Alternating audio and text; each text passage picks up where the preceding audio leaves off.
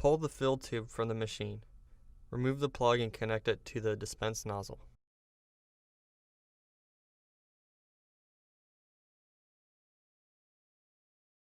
Set the program switch to the on position. Connect the machine to a power source.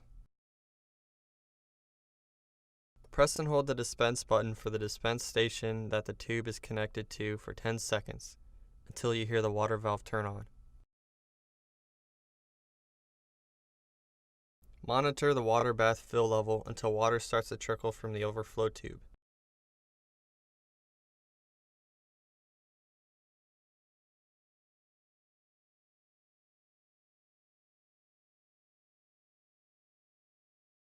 Then press the dispense button again to stop the fill process. Turn on the refrigeration switch near the main control board.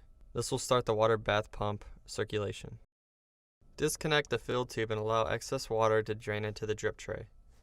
Replace the plug in the end of the fill tube and store back into the machine.